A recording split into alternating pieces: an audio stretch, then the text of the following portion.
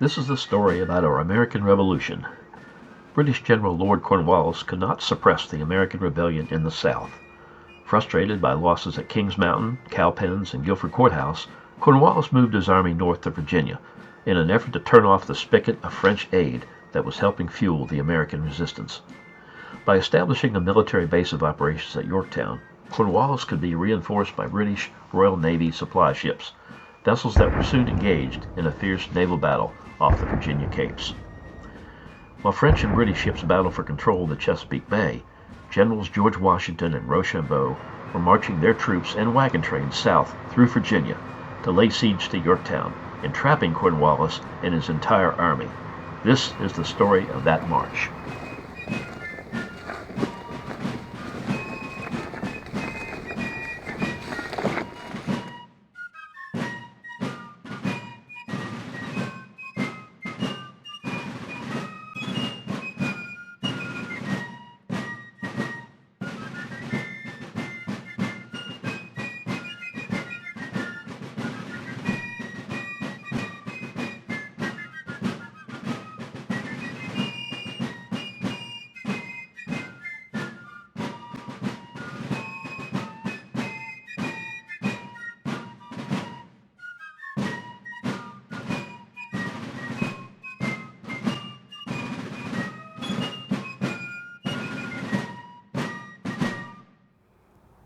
Today, we're at Old Colchester Road, where the French and American wagons crossed the Occoquan River on their way to Yorktown.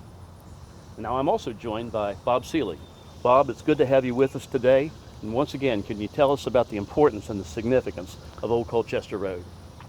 Well, thank you very much, Mr. Flood. Great to be with you again on the second stop of our road to Yorktown as we're following the Washington-Rochambeau revolutionary route. We are here on the edge of the Occoquan River, where French and American forces crossed back in 1781 and 1782, when this was part of the Old Post Road, the most important road that led from Boston along the American East Coast all the way to Virginia and into the Carolinas. Colchester, where we are here today, is an old road founded in 1753 as a port city to export tobacco. With the port city, with the little village that was here, of course, comes a ferry to cross the Occoquan, and there always comes a tavern for people to stop and rest. Fairfax Arms Tavern is just up the road from here, and the ferry, one of the ferries that helped to cross American and French soldiers and the wagon trains, was owned by Mr. Lindsay, the tavern owner, in 1781. But Mr. Lindsay was apparently a loyalist who did not think too much of what General Washington and the revolutionaries were doing, because in a French itinerary it says that the commanding officer better put a guard on one of the boats to make sure nothing is stolen or that the boat does not suddenly disappear. Now, this is called the Old Colchester Road, and it's an old road, you might say, because it's called the Old Colchester Road. But don't be fooled or misled, because every time a new road is being built, the road that had been there before is called the Old Road. So we need to look for something else if we want to find out what an old road is. Well, one of the characteristics of an old road that it is very narrow. In the 18th century, it was very rare that two wagons, two carts had to pass each other. In the 18th century, also roads were much curvier than they are today, because with your ox walking 1.5 miles per hour, you didn't have to worry taking a curve too fast. In the 18th century also, just like today, roads led to houses, they led to taverns. Roads always lead to somewhere, and just as they lead to somewhere today. So those are some of the characteristics that you need to look for as you try to find what is an old road. Now, old roads are still here, but it is starting to disappear because there was a ferry, and today we don't have a ferry anymore because we have roads for cars, we have railroads. The ways and means in which people are traveling, how goods are transported, have of course changed over the last 250 years. Now, if you want to find out an old road and actually trace it, one thing that you could do is find an 18th century map, find an old map. And some of our maps that we have today are 300 years old or older.